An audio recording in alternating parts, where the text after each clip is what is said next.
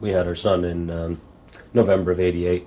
When I came home on my own that night, I was very exhausted.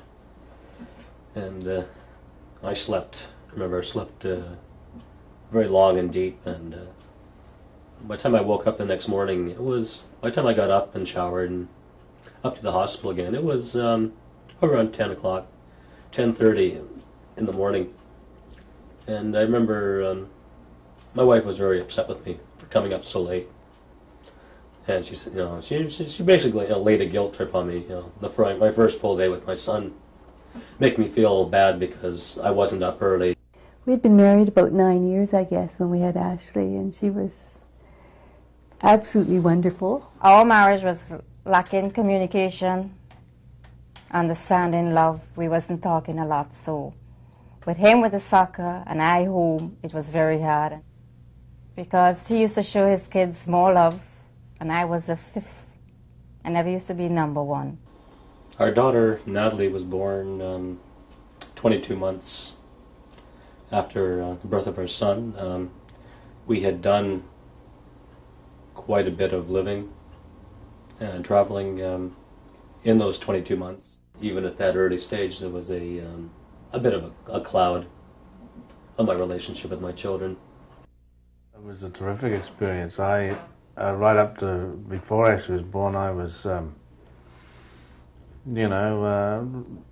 not really interested in kids at all, and then my whole life changed when she was born. She's such a neat kid, anyhow, and still is to this day. The highlight of my life for sure, having Ashley. Been married 27 years, anyhow, and like most couples, I'm sure we had our ups and downs. The odd argument, but I thought generally marriage was quite good. Life was peachy, I thought. I can always remember from a very early age, like 4 or 5, my mom always wanted the perfect family, She always wanted a small table in the kitchen for us to sit around and have dinner, and Dad was more sort of career-oriented and really wanted, to move forward in his career. I can't remember him ever expressing the same sort of family ideas.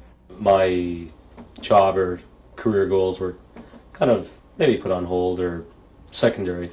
I found that my wife Frances was questioning my abilities and motivations quite often, and I was working at the Pickering nuclear plant, and it's working shift work, 12-hour days and nights, very strange rotation. I found working shift work made me very irritable, cranky. I was always tired. She had a tendency when she don't understand, she gets aggressive.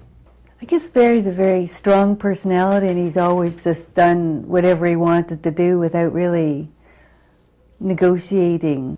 I didn't matter, so when he came home from a month away, I was in quite bad shape. So I've always been a leader, and I've always led, and always felt that I had to lead. So I've always taken this approach that I need to lead to survive. Our communication was such that we didn't really know what was going on with the other person. Came home here and then found that Leslie was quite unhappy, especially with her job. In fact, at that point she was off on sick leave. I went off to Bowmanville one day, came home, and there's no sign of her. Her car had gone, and her jewelry had gone, and a few other things, and I knew right away that she had left. It was a total shock. I had no idea that I didn't foresee it, and had no idea that things were at that point where she would leave. They had arguments or whatever, as every couple does. So it was a shock when she left just because she hadn't given me any inclination or any inkling that she was going to leave. So it was a shock, but it wasn't a shock because I knew there were problems there. Just out of nowhere, she'd just get mad. I don't know what caused it. I remember the first incident that caused me to go see the doctor was she got upset and just started swearing and breaking glasses up, mashing things up, and I couldn't understand what was going on. I tried talking with her. It looked like no point talking with her anyway, so I just left her, went down in the basement. She came down to the basement with me. I was watching TV in the basement, and she came up to me, "Honey, do you love me?" And she lifted my shirt up. And I said, "Well, yes, I do love you, but when you carry on like this, I don't understand what's happening." And she just held on to me and started biting. She bit my stomach, bit my chest, bit my face, and she drew blood. Pieces of my skin came out. And I thought, hey, she's going crazy. But you have to understand, if you guys are married, then you have to be a good relationship and not fight. Families don't fight, they get along. In December of '95, we were talking about separating. We'd made an appointment to see a family counselor for separation counseling. We wanted to do it right. We didn't want to make the split too difficult. Right at the beginning of the session, my wife made a accusation against me. She claimed that our daughter had said that I had pulled her pants down, and that was basically a bombshell to me. And of course the counselor basically stopped the whole session right then and there. She said it was her legal obligation to take the accusation seriously and to call Children's Aid. So basically, the meeting didn't really go any further. I was asked to leave the room. I was upstairs taking a shower.